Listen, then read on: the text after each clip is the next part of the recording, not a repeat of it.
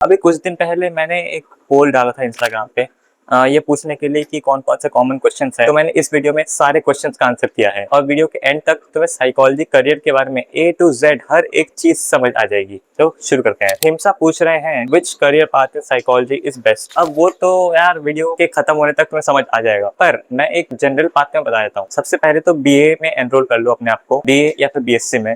उसके बाद 3 या फिर 4 साल का तुम्हारा कोर्स होगा, वो मैं आगे बताऊंगा कि तुम्हें 3 साल का करना है या 4 साल का करना है। अब तुमने अपनी बैचलर्स पूरी कर ली, बैचलर्स पूरी करने के बाद तुम्हें थर्ड ईयर में या फिर अगर तुम्हारा जो लास्ट फाइनल ईयर होगा वो थर्ड ईयर या फोर्थ ईयर जो भी हो, उस ईयर में तुमको एंट्रेंस एग्जाम की प्रिपरेशन शुरू कर देनी है। और अलग अलग टाइप के एंट्रेंस एग्जाम्स होते हैं यहाँ पे। सीयूईटी हो गया, नेट हो गया, गेट हो गया या क्लिनिकल का एंट्रेंस हो गया। इन सब एग्जाम की तैयारी तुम्हें फाइनल ईयर में शुरू कर देना है। उसके बाद जाके मास्टर में एडमिशन लेना है तुमको। मास्टर यूजुअली 2 साल का होगा। अगर तुमने क्लिनिकल के लिए ऑप्ट किया है तो 4 ईयर करने के बाद फिर 2 साल और ऐड होंगे। और अगर तुम सिर्फ काउंसलिंग कर रहे हो या फिर कोई और सब्जेक्ट ले रहे हो तो सिर्फ 3+2 होगा। और यूजुअली तुम्हें मास्टर पूरी करने के बाद ही जॉब मिल जाएगी। और अगर नहीं मिल पाता है तो तुम नेट या फिर सेट की तैयारी कर लो। नेट या सेट देने के बाद तुम असिस्टेंट प्रोफेसर का जॉब ले सकते हो। तो ये हमारी जनरल पाथवे हो गया जो हर कोई फॉलो कर सकता है। इसके बाद अगर किसी को पीएचडी करनी है, साइडी करनी है, वो उनकी मर्जी है।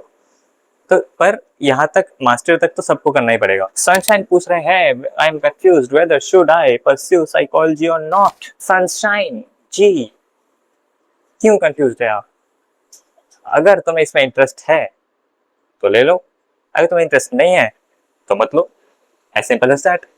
अब शेखावत जी पूछ रहे हैं कि psychology with economics is a right career path. Psychology with economics, wow.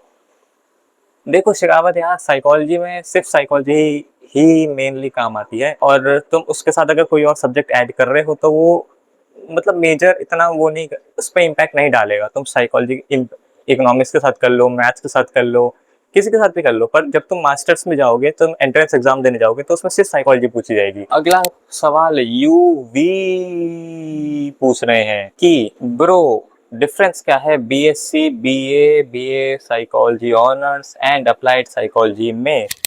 तो देखो यूवी जी, तो यहाँ पे तुमने 4 कैटेगरीज पूछी है, BA, BSc, BA BSc honours और अप्लाइड साइकोलॉजी। अब जो बीए बीएससी है इसमें बहुत ज़्यादा कुछ डिफरेंस नहीं है, इनका सिलेबस सेम ही रहता है।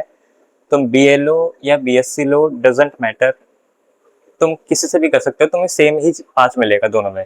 तुम बीए से भी मास्टर्स कर सकते हो, बीएससी से भी मास्टर्स कर सकते हो, कोई डिफरेंस नहीं है, सिलेबस सेम रहेगा तुम्हारा। अब क्योंकि मैं बीए बीएससी समझ आ गया तो इनकी कैटेगरी हम थोड़ा सा स्विच करके प्लेन बीए, ऑनर्स और अप्लाइड साइकोलॉजी में डिफरेंस समझते हैं। जो प्लेन बीए बीएससी है उसमें फोकस मेन साइकोलॉजी के ऊपर नहीं रहेगा, उसमें तुम्हें 1 या 2 सब्जेक्ट और एक्स्ट्रा दिए जाएंगे और उन तीनों सब्जेक्टों में पढ़ना पड़ेगा। सपोज जो तुम्हारा मेन सब्जेक्ट है वो साइकोलॉजी है, उसके साथ तुम्हें इकोनॉमिक्स या फिर सोशियोलॉजी मिलेगा। जो प्लेन बीए बीएससी है उसमें फोकस उस पर्टिकुलर सब्जेक्ट के ऊपर बहुत ज्यादा नहीं रहता। अगर तुम कोई मेन सब्जेक्ट ले रहे हो, सपोज तुम अगर साइकोलॉजी ले रहे हो, तो उस साइकोलॉजी के साथ तुम्हें 1 या फिर 2 सब्जेक्ट, फॉर एग्जांपल अगर तुम्हें साइकोलॉजी लिया है तो उसके साथ तुम्हें सोशियोलॉजी या फिर फिलोसफी मिलेगा। तो तुम्हें इन तीनों सब्जेक्ट्स को साथ में लेके चलना पड़ेगा और फिर मास्टर्स के टाइम पे या फिर थर्ड ईयर में आते हुए तुम्हें चूज करना पड़ेगा कि कौन से एक सब्जेक्ट के साथ तुम्हें कंटिन्यू करना है। जबकि अगर हम ऑनर्स में आए तो ऑनर्स में तुम्हें 3 या 4 साल का ऑप्शन मिलता है और बीए जनरल वाला यूजुअली तुम्हें हर बार 3 साल का ही मिलेगा। अब जब हम ऑनर्स की बात करें तो ऑनर्स थोड़ा सा ज्यादा स्पेसिफिक हो जाता है। इसमें यूजुअली हमें एक ही सब्जेक्ट मिलेगा। अगर तुम साइकोलॉजी ले रहे हो तो तुम्हें सिर्फ साइकोलॉजी पढ़ाई जाएगी और मोस्टली केस में ये 3 और 4 साल के बीच में चॉइस देते हैं। और अगर हम बीए बीएससी अप्लाइड साइकोलॉजी के बारे में बात करें तो वो थोड़ा एक कदम और आगे है। मतलब कि उसमें इंटर्नशिप्स, उसमें प्रैक्टिकल एक्सपोजर और ज्यादा मिलता है तुम्हें। आई होप समझ में आ गया होगा। बीए साइकोलॉजी और बीएससी हु अर्न्स मोर? स्कार पूछ रहे हैं। स्कार, nobody earns more because both are equal. या सिलेबस सेम है दोनों का और बस नाम में थोड़ा अंतर है। यूजुअली साइंस वाले लोग बीएससी ले लेते हैं और आर्ट्स वाले लोग बीए लेते हैं। थोड़ा वो ईगो इशू आता है ना साइंस वालों का कि मैं साइंस का हूँ, मैं बीए नहीं लूंगा। हाँ, तो वो रहता है थोड़ा। बाकी इतना कुछ डिफरेंस है नहीं। कुछ लोग बोलते हैं कि बीएससी लेने के बाद ही तुम न्यूरो साइकोलॉजी कर सकते हो क्योंकि न्यूरो साइकोलॉजी में बायो है बहुत सारी, पर ऐसा कुछ नहीं है। तुम बीए से भी न्यूरो साइकोलॉजी में जा सकते हो, बस मास्टर्स उसमें कर लेना स्पेसिफिक सब्जेक्ट में। ओके, बीए बैचलर्स बहुत ज्यादा मैटर नहीं करता है कि बैचलर्स का करिकुलम सिमिलर ही रहता है। जो है मास्टर्स बहुत ज्यादा इंपॉर्टेंट है। मास्टर तुम किस कॉलेज से कर रहे हो, और किस में कर रहे हो वो बहुत ज़्यादा इंपॉर्टेंट है। क्वेश्चन पूछ रहे हैं से difference about BA and BSc and what are career path.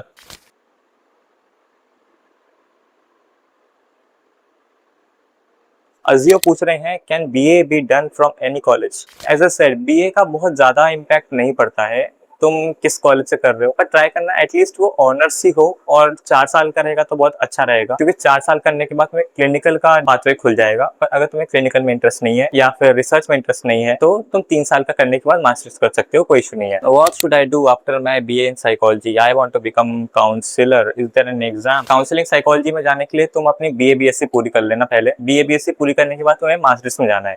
Masters के लिए एक एंट्रेंस एग्जाम है सीयूईटी पीजी, उसके बाद फिर तुम काउंसलिंग साइकोलॉजी के लिए एलिजिबल हो जाओगे। वो क्लियर करने के बाद इसके कुछ अच्छे कॉलेजेस हैं जैसे कि टिस हो गया, Tata Institute of Social Sciences, बाकी DU, BHU, Ambedkar University, Jamia Millia, ये सब कुछ कॉलेजेस हो गए जहाँ पे काउंसलिंग साइकोलॉजी बहुत अच्छा है। करिश्मा पूछ रही हैं everyone is talking about clinical psychology nowadays, what about other ways?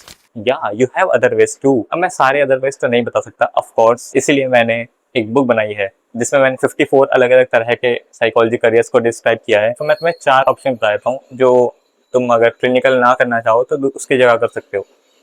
तुम न्यूरो में ट्राई कर सकते हो अगर तुम्हें लगता है तुम्हारी बायो बहुत अच्छी है, तुम्हें बायो में इंटरेस्ट है, या फिर इंडस्ट्रियल में जा सकते हो। इंडस्ट्रियल अगर तुम्हारी रिसर्च स्किल्स बहुत अच्छी है और इसमें पैसा भी बहुत अच्छा है। बाकी इसके अलावा तुम एक रिसर्चर बन सकते हो जो सिर्फ रिसर्च ही करेगा। आगे भी इसमें तुम्हें जॉब अपॉर्चुनिटीज़ मिलेंगी जैसे कि डीआरडीओ वगैरह में, यहाँ काम कर सकते हो।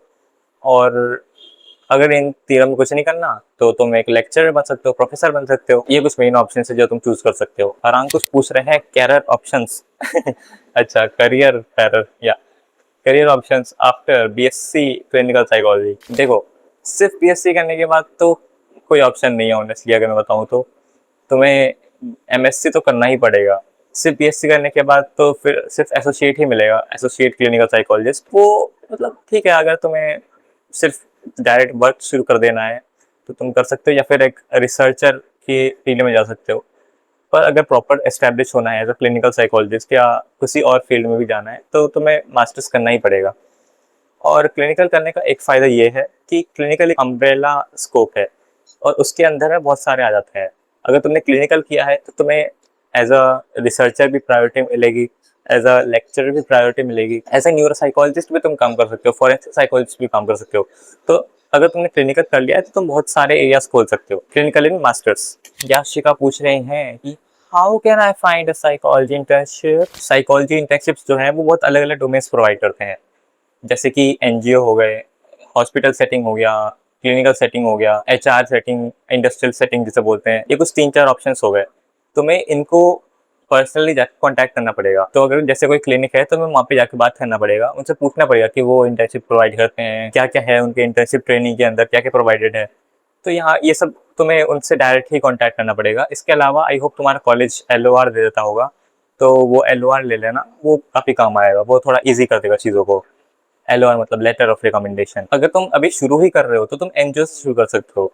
एनजीओ में तुम्हें ग्रेजुअली चीज़ें सिखाई जाएंगी बेस लेवल से, मतलब एटलीस्ट मेरे एक्सपीरियंस के हिसाब से तो ऐसे ही हुआ है। सोमा जी पूछ रहे हैं कि इंटर्नशिप्स कब से स्टार्ट करें। यार इंटर्नशिप्स मेरे हिसाब से तुम सेकेंड ईयर से शुरू कर लो, सेकेंड ईयर से बेटर रहेगा, क्योंकि अगर तुम फर्स्ट ईयर से शुरू कर रहे हो तो फर्स्ट ईयर में यूजुअली सबके बेसिक्स क्लियर नहीं रहते। बेसिक मतलब क्लियर की तो बात ही क्या है, मतलब किसी को पता ही नहीं होता कि बेसिक में है क्या क्या। तो तुम सेकंड ईयर तक अगर आ जाओगे तो तुम्हें थोड़ा थोड़ा साइकोलॉजी के बारे में थोड़ा आइडिया हो जाएगा और तुम इंटर्नशिप के लिए जा सकते हो। और मोर ओवर इसलिए भी क्योंकि मोस्टली इंटर्नशिप में ऑब्जर्वेशन के लिए ही बोलते हैं।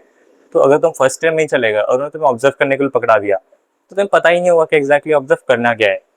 तो सेकेंड ईयर तक थोड़ा सा आइडिया बना लेना साइकोलॉजी में क्या क्या है, क्या कैसे कैसे थेरेपी वर्क करता है।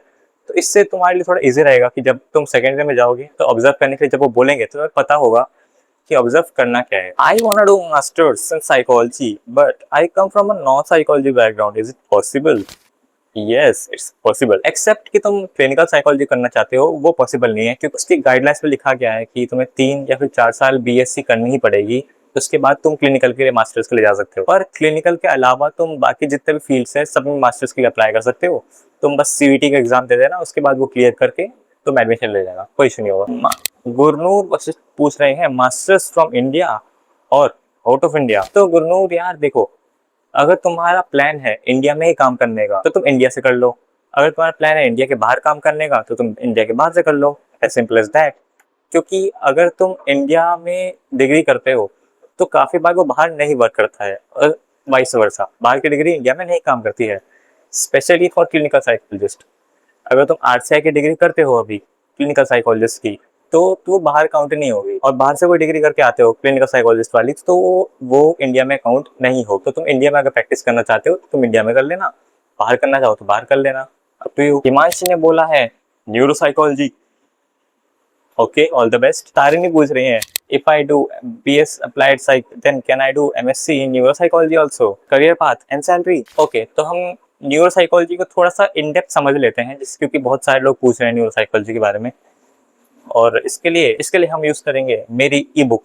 चलो, ये 34 नंबर का करियर है जैसा यहाँ पे लिखा हुआ है, जो कि है न्यूरोसाइकोलॉजिस्ट, और ये मैं लैपटॉप के माउस पैड पे ड्रॉ कर रहा हूँ, तो कोई राइटिंग को कुछ नहीं बोलेगा। तो यहाँ पे न्यूरोसाइकोलॉजिस्ट के बारे में थोड़ा बहुत लिखा गया है कि न्यूरोसाइकोलॉजिस्ट एग्जैक्टली करता क्या है, तो यहाँ पे तो डिटेल में बताया गया है, जो कि पढ़ लेना थोड़ा इजी है। और यहाँ पे ये लोग करते क्या है बताया है कि ये लोग स्टडी करवाते हैं, अलग अलग टेस्टिंग्स वगैरह करवाते हैं, ठीक है। यहाँ पे बाकी अगर किसी को स्ट्रोक आता है, ब्रेन इंजरी हो गया है, कोई एक्सीडेंट हो गया है, या एपिलेप्सी के वजह से कुछ ब्रेन में इशू आ रहा है, और सबकी चेकिंग, स्टडी, ट्रीटमेंट ये सब कौन करता है? न्यूरोसाइकोलॉजिस्ट, ठीक है। अब क्या पूछा था? सैलरी पूछी थी ना, तो हम सैलरी से पहले इसका करियर पाथ देख लेते हैं। तो करियर पाथ के लिए देखो, BA बेसिक में करना ही पड़ेगा, कंपलसरी है, वो तो सब में ही करना पड़ेगा, और 3-4 साल का रहेगा ये भी।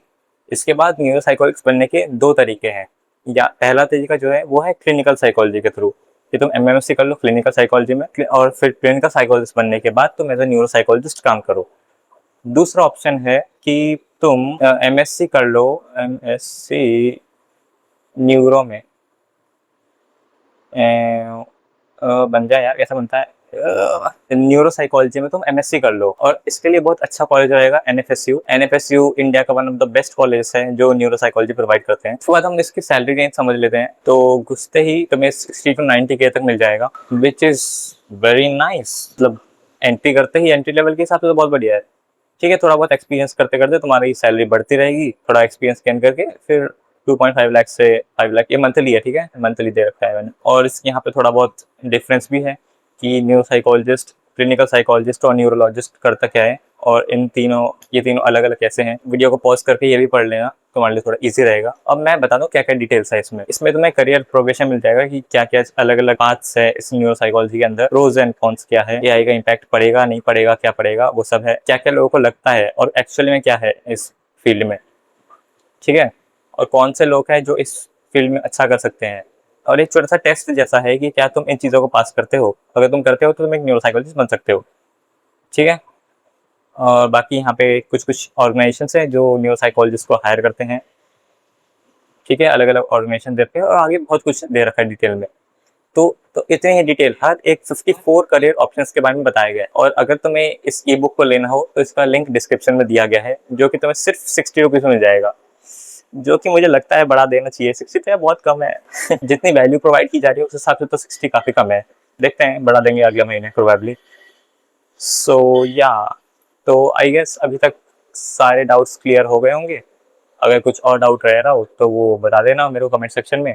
इसके अलावा एक लाइक और सब्सक्राइब सब्सक्राइब कर देना याद से, क्योंकि ऐसे और वीडियोस आने वाले हैं, इससे भी बहुत ज़्यादा इन डेप्थ और इंटरेस्टिंग वीडियोस आएंगे आगे।